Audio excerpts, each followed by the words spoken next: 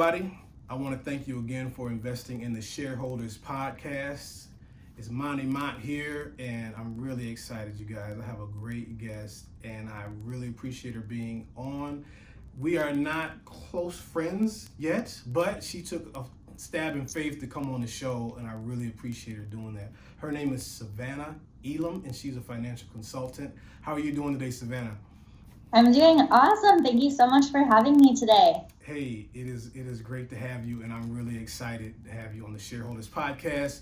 We talk about business, we talk about entrepreneurs, and you're definitely in business and an entrepreneur, so I'm excited to have you. Now, Savannah is a financial consultant, and she has a lot of different things that she does. She's actually one of the under 30 she was voted. I looked that up. I did a little research in 425 Business, and she was voted one of the 30 under 30 in business to watch. And so she's already doing some great things. We're about to get into that. First off, I want to know, what is it that inspired you to even get into finance in the first place, when I'm sure, you know, a lot of different maybe career paths you could have taken? Yeah, absolutely. And so, ever since I was a little girl, I always wanted to start my own business. I can remember even when I was 3-4 years old, I would play a pretend restaurant with fake food, but charge people real money. I tried my own, design business card company. I tried the lemonade stands. I did so many things growing up, and I just knew I wanted to be a business owner. But, at the end of the day, as I got older, during school, I was starting my own marketing business. I was starting a business development business, so many things. And I realized, at the end of the day, money is kind of the be all end all. So I might as well fully understand it, right? And so that's when I kind of made that shift from everything I was doing. I was trying to do so many different things at once. And when I really just realized, at the end of the day, it's financial services that kind of make or breaks every business owner. I might as well just dive into that. And so I'm always going to use money, probably for the rest of my life. And so I just thought it made sense getting into a field where I would focus on that. I mean, to hear you say it, it makes total sense. It's like, why didn't everybody do that? But that's amazing. So let me ask you then, you seem to very much be of your own kind of independent, do it on my own, start a business, all that. So why not, I'm sure you had to start, like, maybe come up in a few places working for people, but what really made you want to branch out on your own instead of, let me just stay with a firm and just grow for a couple years and doing all that, stuff like that? Yeah, so honestly, this is one of my favorite topics to talk about. So I'm so glad you asked me that question. But, I can root it back to when I graduated high school. I grew up with divorced parents. Right after high school, I moved out of the house, got my own apartment. And very quickly, I was living in Southern California. It's not the cheapest place to live. So I was working 3 jobs. Yeah, working 3 jobs. I was a full-time student. And I just was not happy. At 18 years old, I got my first, big girl job, I like to call it. I was making salary. It was a pretty big deal. But after maybe a month or 2 of me working there, clocking in, clocking out every single day, one of the ladies that worked there, bless her heart, she was probably in her late 60s. And she was like, Savannah, I'm so impressed by you, everything you do. I want to let you know, you really remind me of myself when I was younger. Okay. And I remember sitting there like, oh, shoot, like, I do not want to be where that woman's not, right?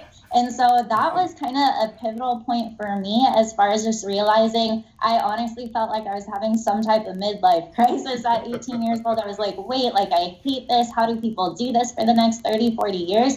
And so as far as a moment in time when I really realized, like, and I tell people this all the time, look at someone in your career or at your job, see where they are, 30, 40 years from now. And if you don't want to be that person or in that position, get the heck out. They say look at your mentor or look at someone in that field who's been there for a while, and that's probably how you're going to end up. And I just did not want to be on that.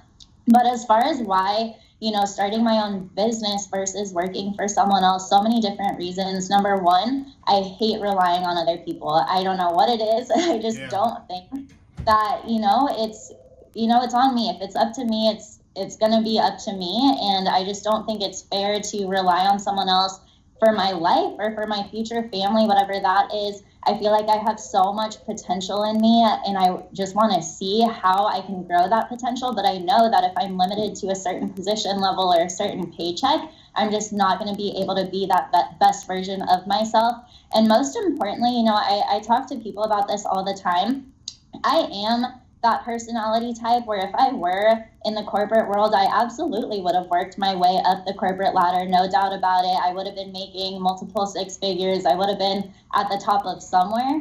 But at the end of the day, I would have been working 60, 70, 100-hour weeks. I would have been still answering to someone else. And so most importantly for me, as far as being a business owner, absolutely, it's just freedom and enjoyment of life.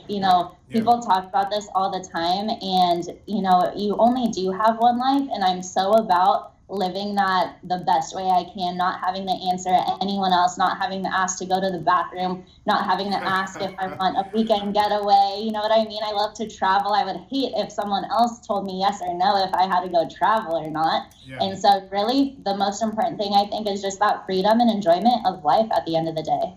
That is amazing, and it's funny that you brought the lady up that you work with for a while. I had a similar experience. One of my first jobs was at a factory, and I did not I was so excited to work, but I didn't realize that I would be doing the exact same thing over and over again. And I turned to a guy and I said, "Man, is this it?" And he's like, "Yeah, that's it. That's all you got to do." And I said, "How long have you been here?" And he's like, "I've been here about 22 years." And I was like, I can't, this is not for me. You're like, I can't do that. Yeah. Right. So I want to ask you though, then, with the independence of being an owner though, I think a lot of people kind of say that like, oh yeah, I want to make my own hours. I want to do what I want to do, but they don't realize it's still a lot of work that goes into that. Like you can attest that it's better to put in long hours for your dream than for somebody else's, because like you said, you could be climbing that ladder, but you're still answering to somebody else. Exactly. And that's, again, something that I always say is, yes, do I work 10, 12-hour days sometimes? Do I work 2 weeks without an off day? Absolutely. But I can stomach doing that for myself versus building someone else's dream. So I totally know what you mean. That's huge. So let me ask you then, so has there been anybody to kind of help mentor you along the way in your as you've ascended up in business? Yeah. And so, I was talking about kind of that midlife crisis moment where I was like, I don't want to do this anymore. And I was living in Southern California, and basically I just wanted to get out, right? So I remember FaceTiming my stepdad, who had moved up to the Seattle area about a year before I ended up moving, and I just kind of broke down. I was like, how do people do this? I can't do this for the next 30 to 40 years. And he was like, hey, why don't you move up here to the Seattle area? I just kind of started dabbling into financial services. I could probably get you a position. And at the time, I was like, whatever, right? Any job. I just want to get out of here. He was like, I think we could pay you like $15 an hour, nothing crazy, but I just needed something. So I moved up here, pretty much packed up my entire life in a matter of 1 to 2 weeks, dropped my lease in California, moved up to the Seattle area. And when I moved up here, originally I was not interested whatsoever in financial services. I was going into marketing, and it just wasn't something I wanted to do. But I started going to a lot of the trainings that he was doing, my stepdad, Marcus. Started going to some of the trainings he was hosting, some of the financial education seminars and that kind of thing. And I just fell in love. And I was like, oh my gosh, this is what I need to do. So for probably the first year of me getting into business, I would definitely say my stepdad was a huge asset. Yeah. I don't want to say as far as a mentor figure, yes, he did know slightly more than me. But as far as just being in the trenches together, that first year in business, we were just figuring out a lot of things. And so just having that person to lean on. But then later on, as I got more serious in this career, I do have a mentor right now who has helped me tremendously, J.R. Mejia. He's actually the CEO of the firm I work with right now. But he, he's just a huge asset. He's so big on just giving all the resources. And they always say, what is that shortcut in business? And it's absolutely having a mentor who can tell you what to do, what not to do. Hey, this works, that doesn't work, And so I'm just such a big person on when people ask, like, what is that shortcut? I'm like, you have to find a mentor in your field who can help you through the process. So yeah, absolutely. And that's amazing, because I've talked to now, a lot of different people, and there's somebody that is in their life, you know what I mean, a coach, a pastor, Uh, a father figure or mother figure, whatever that. I just want people to know that are watching this or listening to this is that, you know, you do need help. You need somebody that can, you got to learn from yes. somebody. And I do love the fact that you really stepped out on faith too. And you know, you left California, you went to Seattle. We're going to talk about Seattle in a little bit.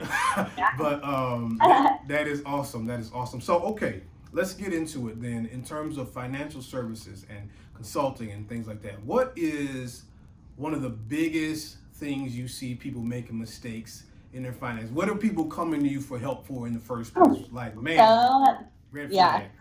so many things. I honestly cannot nail it down to one. And Yeah. so I'm going to give you a couple mistakes that I see every single day. And so, first and foremost, I sit down with people every single day. The biggest financial mistake is that no one has ever really sought out financial education or financial help. We live in a world where they don't teach this stuff in school. They don't teach No. that, our parents don't, they don't teach us this stuff. It's not their fault because no one taught them. I hire people all the time with their big fancy finance degrees, and I'm like, hey, did they teach you about, 401ks or IRAs or anything like that? No, they're learning formulas to calculate inflation. You know what I mean? And so it really is, you do have to take that initiative as an individual to actually go seek that help, learn about financial services. I take a very educative approach with my clients, teaching them basic financial concepts, how money works. But that's the first step. Is sometimes I teach people things and they're like, oh, well, why haven't I ever heard about this before? Well, have you ever sought out financial education before? Probably not. And so that's probably the first step. Next, financial mistake I see people make, this is a huge one, is I see so many people relying on the government or their job to retire them.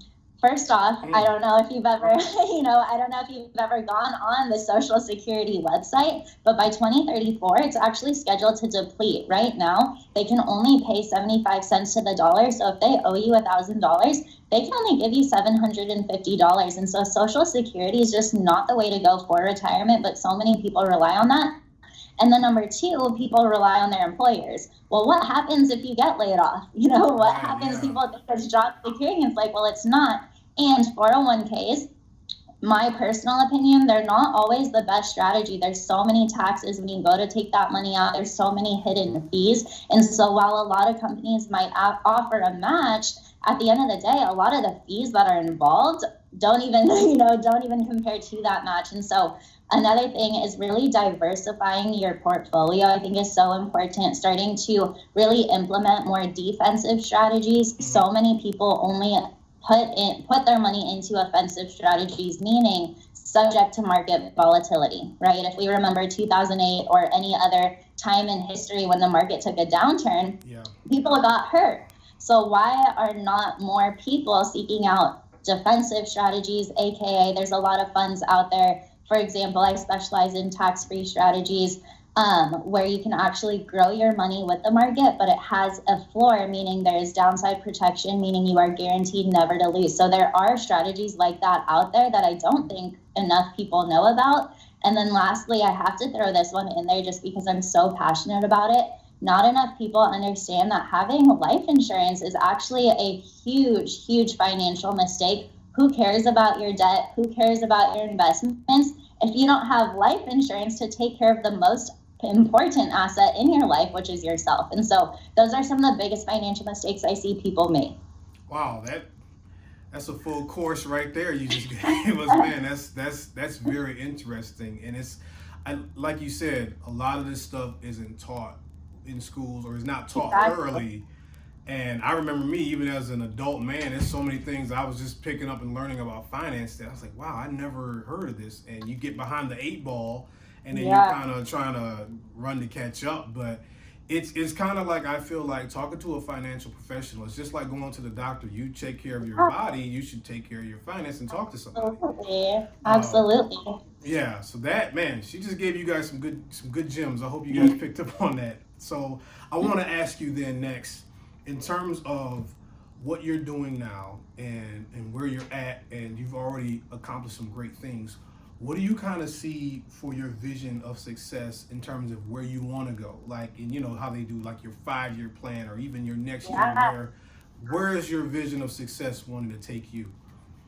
Absolutely. And so I am just so excited. You know, we opened up our new Bellevue branch office here in Bellevue just about 6 or 7 months ago. And I definitely see within the next 2 to 3 years opening up multiple locations in this area. I'm obsessed with this area, Bellevue and Seattle. But not only that, I do anticipate opening a couple more offices in the Los Angeles area just because that is where I'm from. Mm-hmm. And I can just see it, this firm exploding into not only Washington and California, but all over the country. I see us having over 500 plus brokers with our firm, just, really shooting to be the best version of themselves. That's something when I first got into this, it was very client based, helping clients, but it quickly transitioned into helping other entrepreneurs do what I know how to do, right? Yeah. And so I'm so big on that. And just really, as cheesy as this might sound, but making the community, making the world a better place one step at a time. Listen, no, that it's not cheesy. We need it. That's all right. So I'm gonna take a little left turn. Now you guys heard Savannah say that she's in the Great Northwest. She's in the Seattle area. So I want you guys to understand. I'm doing these shows for you because I've seen Savannah's social media, and I've actually seen her at some Seahawks games. Now, Savannah, you don't know this about me. I'm a 49ers fan. I'm a very big 49ers fan. Okay. And I usually don't deal with people from Seattle. I don't really, I try to distance myself. So it took a lot for me to even invite you on this show. But it's good that my team is winning right now. I know you guys recently suffered a loss. It's hard. I understand it. But you just kind of spoke about that. And so really quick, I just want you kind of already really gave a Seattle plug, but just the fact that how important did you really feel like being in the right place at the right time helped your career? Oh my gosh, I cannot stress enough, not only just being in the right place at the right time. They talk about location, location, location. Seattle has one of the number one housing markets in the country for the last 4 or 5 years, one of the best economics, all that great stuff. But as far as, when I actually first moved to Washington, I was in the Tacoma area, which is down south from Seattle, about 45 minutes to an hour. And while we were close enough to Seattle, it wasn't the right place. It wasn't just that group of young, hungry, motivated individuals that I was looking for. And so I took that risk, completely dropped the office that I was building in Tacoma, had everyone transition up here to Seattle, and taking that big risk, opening up an office when I knew no one here, it has helped out tremendously because in this area, I have to talk about the area. This is where Bill Gates lives. This is where Jeff Bezos lives. This is where Amazon, Microsoft, Costco, Nordstrom, Starbucks were all created in this area. Yeah. And so I was like, man, if they opened up companies like that in this area, well then, hey, I'm in a good place. And so I love this area so much. Well, there you go. And that's all the Seattle talk I want to hear right now. Until after football season. But no, I'm teasing you. But thank you so much for being on. I do want to ask one more question before I let you go. And I like to ask this with all my guests. Have you read any books or anything that you could recommend to the viewers and the listeners, especially that have inspired you lately? Absolutely. So this is for every single, if you are an entrepreneur, business owner, whatever it may be, these 2 books are so important to read if you haven't read them already. So Relentless by Tim Grover is an all-time favorite. I've probably read it 3 or 4 times. And I love it because he talks about, we're kind of sometimes in this business venture, you kind of think you're a little weird, right? You kind of think you're a little abnormal, and he's like, hey, you're not alone, right? And so I love that. And then Max Out by Ed Milet is really good with just kind of, more everyday things that he could help. He goes over a morning routine, evening routine, just like really real life stuff. And I love Max Out by Ed Milet. Awesome. This is the Shareholders podcast on the Mighty Sharp Network. And we've just had Savannah Elam on, and she has just given us, in just a small amount of time, a wealth of knowledge, especially from a financial point. Savannah, I want to thank you so much. Please give your plugs. Where can people maybe contact you or find you if they're interested in learning some more, or maybe want to even enlist your services? Yeah, awesome. And so on Instagram, I love Instagram. So I'm at Sav, S-A-V, period, Elam, E-L-A-M. On Facebook, Savannah Elam. And that's pretty much it. As far as the services, like I said, I do offer complimentary consultations. I love just kind of taking that educative approach, teaching people some basic financial concepts. And so definitely would love if anyone reached out and just want to, again, help make the world a better place one step at a time. Awesome, guys. And of course, check us out, mightysharpshow.com. You'll see this interview and all the other ones we've done for both shows. And we appreciate the support. Savannah, thank you so much for coming on, and have a wonderful day, all right? As well. Thank you so much. I'll talk to you soon. Okay.